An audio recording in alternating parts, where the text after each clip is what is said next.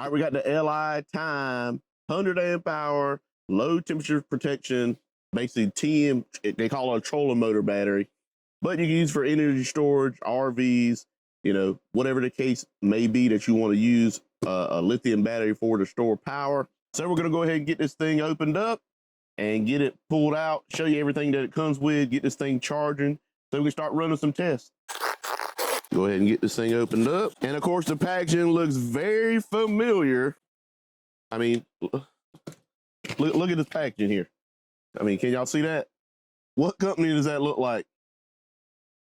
You know, to me, it looks exactly like Redodo. Let's go ahead and get these caps off. So it comes with these little plastic caps to cover your stuff for protection, you know, during transport. We're gonna go ahead and get the charger charging. So I do have this 12-volt EG4 charger that I'm gonna be using. So let's go ahead and get these connections made. All right, I'm gonna go ahead and plug this charger in. And it should be able to see right here when it turns on. Let's see what we got.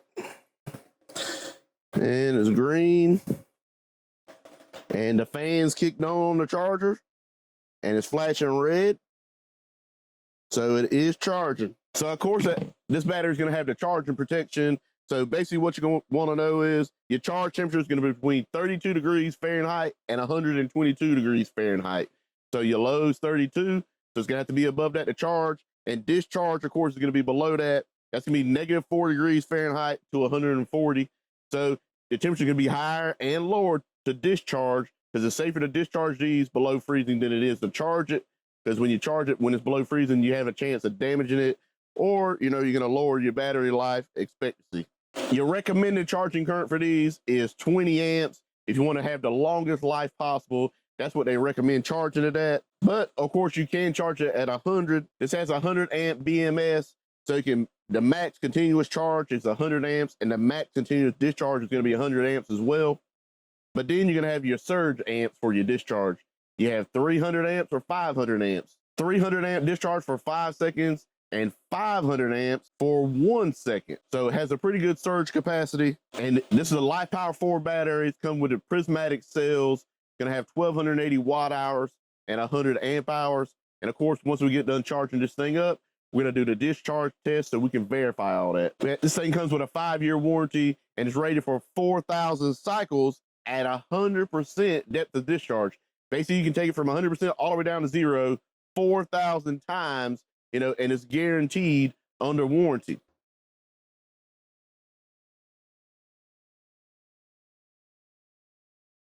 All right, about 2 hours and 39 minutes in, and we're up to 477 watt hours and 37 amp hours.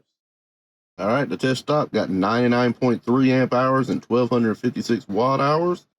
All right, just took this thing out the freezer. As you can probably see, let's see what the temp is. 11, 13, 15. Probably can't see that on the camera. See if I can get it up there. 19, 17. So it's definitely cold enough where it should be charging. I probably can't get the caps off now. Probably should have took these off to begin with. So basically I got this my charger here, EG4. Gonna go ahead and hook it up. All right, basically what we're gonna do is plug this thing in and see if this fan comes on. The fan shouldn't come on because it shouldn't be charging. You know, the lights might come on. It does start charging. See, I got it plugged in. The lights went green. Oh, it started trying to charge. I unplugged it. So it shouldn't be trying to charge if the thing is cold. So maybe I let it go for just a second and then unplug it. Maybe it wasn't actually going to charge. Maybe it was going to stop again and cause an error. So let's try it again. So it went red. So I think it was trying to charge. I unplugged it, so I don't want to mess the battery up. So I don't think it's passing this part. I think it's trying to charge and it shouldn't be.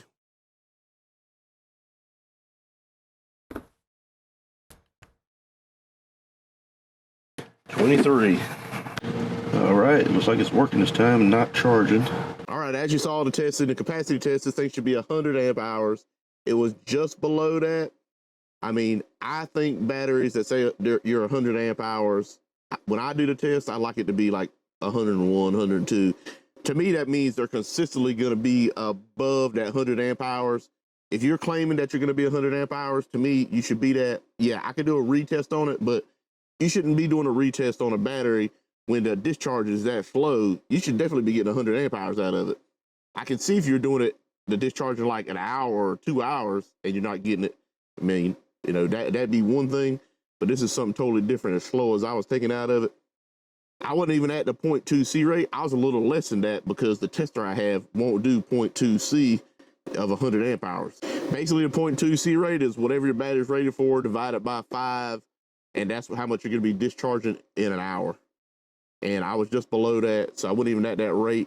So at a slower rate, you should be getting more amp hours out of something. If you do something in an hour, I can understand maybe you're not making it, but you should still be close, even discharging an hour. You just don't want to consistently do that.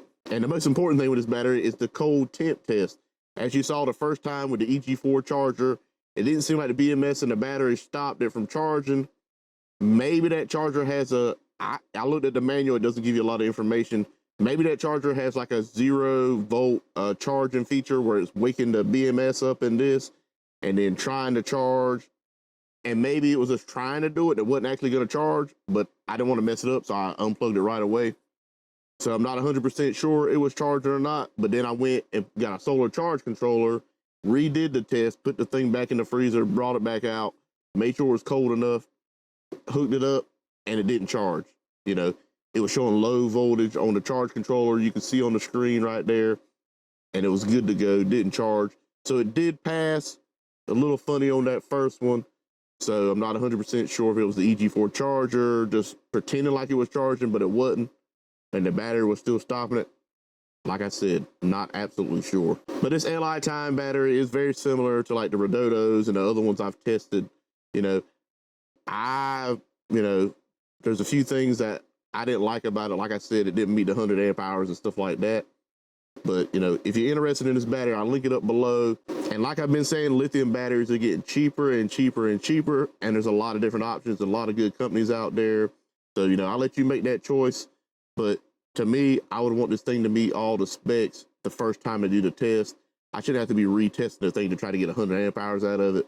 Like I said, it was 99.3 or something. It was really close. But still, if you're claiming the 100 amp hours, why not make them all 102 so you know it's always going to meet the 100 amp hour spec? Your spec should be less than what your battery can meet every single time. I mean, in my opinion. You know, I'll let you make that decision if you want to purchase one of these or not. Hey, a lot of people have had these batteries ample time before LiTime, and they've had success with them. So I'm not saying there's anything wrong with the battery. I just didn't like that it didn't meet the 100 amp hour spec right away. So if you like this kind of video, hey, go ahead and hit that subscribe button, hit the like button, and thanks for watching.